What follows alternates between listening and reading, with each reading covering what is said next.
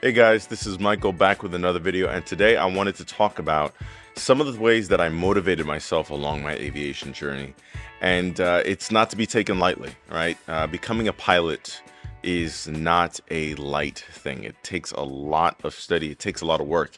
And I think that's part of the reason why 80% of pilots don't end up making their private pilot's license. So they take that from the statistics of people who sign up for their student pilot's license. About 80% of them don't make it all the way through.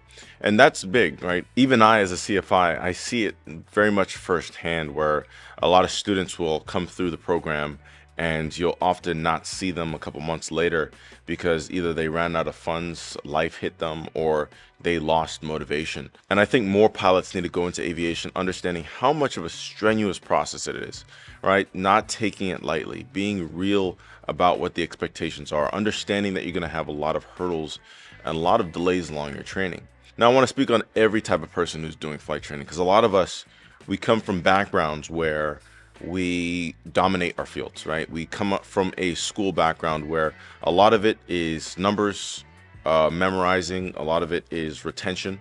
And you utilize some of those skills in aviation. But what a lot of people don't account for is the muscle memory and the muscle skills that it takes to fly a plane. There's certain things about aviation that can't really be quantified, and there's certain things about training that can't really be put down on paper. A lot of it is understanding aerodynamics and how aircraft fly and how energy is managed. A lot of these things can't really be taught by watching a video or watching a webinar. A lot of it has to be done in the plane. And oftentimes, for those folks who are coming in from a very academic background, they expect to just jump into the plane, start flying, and get it immediately. But the reality is it takes a lot more time and process. And ultimately, when students get hit with that shock and that reality, it ends up discouraging them, slowing them down, stopping them from pursuing their ultimate goal. Now, even I faced these hurdles in training. A lot of it had to do with finances and funding. I know, especially when I began my private training, it was finances was the thing, right? So trying to fly frequently. I know back when I was 15, 16 years old, I was flying once every other week. And that was super discouraging because it was very hard to make a lot of progress when I was flying so infrequently. And that led to things becoming delayed, a lot of my lessons being canceled. So imagine if I'm scheduling once every other week and one lesson gets canceled, I'm effectively not flying until another month. And that really led to a lot of discouragement where I had to look within, right? The first thing I could say is that you need to keep your eye on the prize. And I know we don't want to fantasize about the future too much in the beginning of our training, but we need to have our goal in mind. I think everything in life starts with a goal. Whether or not you have to write it down or whether or not you need to visualize it or make a visualization board, effectively think about your future and what you want to be or where you want to be in the future, right? Have that goal and that dream in mind. This is easy to say, but it's hard to implement, especially when you're going through those pitfalls in your training. Have that destination of being a captain for that airline or being a first officer for that airline, whatever it may be, your final destination in aviation. You want to keep visualizing that in the top of mind so that when you are discouraged and you do have those pitfalls or those downfalls in your training, you can always memorize or think about what the end goal will be. And that really is the first step in pushing yourself along that journey. Now, this second one goes out to anyone who's currently along their journey and who needs motivation in the middle of their flight training. And the reality is you've made it this far. I recently saw a post online where a gentleman who got their they got their instrument license, was extremely frustrated with the commercial maneuvers, who thought that they were entirely too hard and they were willing to throw in the towel. And to me, I'm saying, you've got your private, you've got your instrument, so you can fly. You know you can fly in the clouds, and the instrument license debatably is one of the harder initial ratings. And now once you get to this roadblock of doing commercial maneuvers, you want to throw in the towel? And the reality is he's come this far, right? He's gotten through already two major hurdles for a lot of pilots, considering 80% of pilots don't even make it to private pilot license. He's made it this far, and yet he wanted to give up. And the truth is, you as a pilot have to understand that you've invested time, you've invested money, you've invested sweat, tears into reaching every single major milestone along your aviation journey, that now is not the time to quit. If you have your ultimate goal, the worst thing in the world for anyone to do is to quit right in the middle. And I even came close to that. I know when I was in intermediary between college and where I am today, I deviated and I worked a corporate job.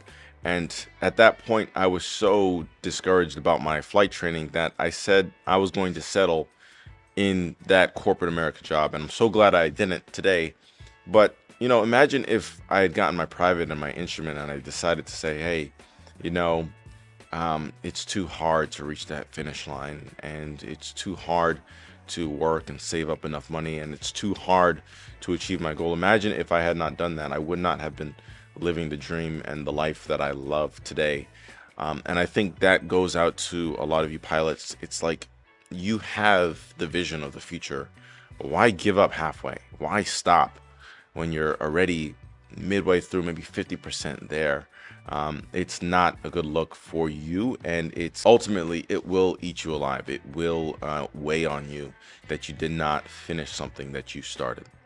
The third thing is to take breaks, right? Take vacations, relax, right? Reward yourself. I know aviation can be a hobby and a passion that is very tough on the pockets, or you may not have extra income to do other things that you like, but there are little things that you can do to treat yourself for reaching milestones or accomplishing certain things in aviation. Now, we don't want to be doing this for every little milestone, but we want to reward ourselves when we reach those big aviation goals. I, for example, am about to reach my halfway mark, 750 hours. So I'm thinking about maybe taking a leisure flight, maybe taking my aircraft up for the weekend, going somewhere and coming back. All right, little things like that will motivate you to consider pursuing your goal. A lot of times we in aviation, we're just so focused on getting the knowledge exam knocked out and getting this rating or this license, and we're so focused and going on. Once we accomplish one, we go on to the next one, but we don't take some time for ourselves to breathe and pat ourselves on the back and congratulate it. Ultimately, that's self-love, right? Having love for yourself is making sure that you are taken care of, that you are not burning or stressing yourself out along your aviation journey. So identifying when you're burned out, identifying your milestones or your accomplishments, and then taking the time off to celebrate those, whether it's small, large, whether it's a trip or a vacation, whatever it may be, take that break at those major milestones. And last motivation tip that I have for you guys is to reach out to a mentor, right? Find that mentor, find that person who is where you want to be right now, right? That person, if you stay in contact with them, if you communicate with them, if you share your thoughts and feelings, they will be able to encourage you along the way. And that's the cool part. My mentor, who I admire a lot, he's where I want to be. And sometimes he'll text me photos of him in different countries or different places. I know the last place that he texted me was Hawaii, right? He flew to Hawaii and he was showing me what that life was like. And it was motivation, right? It was a kick to wake up. That's the goal. That's where I want to be in my life. Flying to different countries every month and working half the month, right? That's the goal that I want to achieve in my life. So what's stopping me? And it's so amazing to have a mentor there along your side who's encouraging you and pushing you and being that light at the end of the tunnel so that you can see exactly where you want to go. Also, it brings with that accountability, right? So if you promise this person or you set the expectation that you're going to be here at this point in time, that's also setting accountability for yourself to achieve your goals. And I think that's super important, right? Having mentors or multiple people around you who are where you want to be definitely motivates you. There are tons of organizations online that I say that you should get involved with, tons of community programs that are on Facebook, anything that you can to reach out to someone who is at that destination.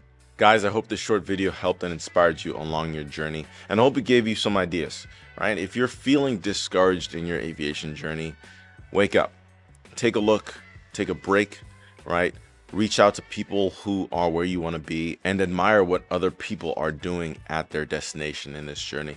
If you're discouraged in your aviation journey, now's not the time to quit, right? Now's the time to go harder, because it's those who prevail to the end. Those who see it through to the end reap the rewards. You've gotten this far. Now's not the time to quit. Now's the time to push. And make sure you use the steps that I've listed out in today's video to help motivate you along your journey. Now, if you've enjoyed this video, feel free to leave it a like. If you want to see more of my content, feel free to subscribe.